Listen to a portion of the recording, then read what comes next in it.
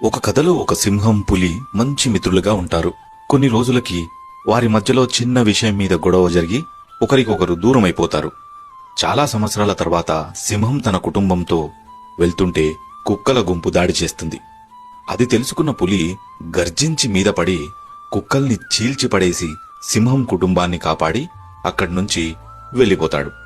ఆ తర్వాత ఆ సింహం పిల్ల, నాన్న, ఆ పులి ఎవరు అని అడిగితే, వాడు నా మిత్రుడు బుజ్జి, మా ఇద్దరి మధ్యలో గొడవ జరిగి మాటల్లేవు అని అంటాడు. గొడవ జరిగింది కదా, మరి ఎందుకు మనల్ని పులి రక్షించాడు అని అడుగుతాడు. మా మధ్యలో గొడవలు ఉన్నా, దూరాలు పెరిగినా మా స్నేహం కుక్కలకు లాభపడేంత బలహీనంగా మాత్రం లేదు నాన్న. తోడు ఉంటూ శత్రువులతో చేతులు కలిపే వారికన్నా దూరమున్నా నాకు తోడు నిలుస్తాడు నా మిత్రుడు.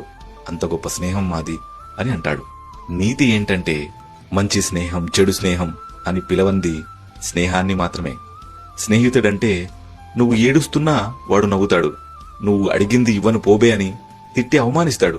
నువ్వు తప్పు చేసి వేరోడతో గొడవపడ్డా నీవైపే నిలబడతాడు. అమ్మ తర్వాత నీ ఎంకిలి తినేది వాడే, నాన్న తర్వాత నిన్ను దెబ్బలు కొట్టేది వాడే. అర్ధరాత్రైనా వాడికి పట్టపగలే.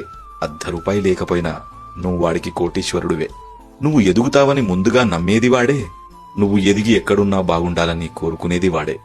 నాకు తెలుసు, ఈ రీల్ వాడికి షేర్ చేసినా నచ్చదు. అందుకే ఒక లైక్ చేసి మరింత మంది స్నేహితులకు చేరేలా చేయండి.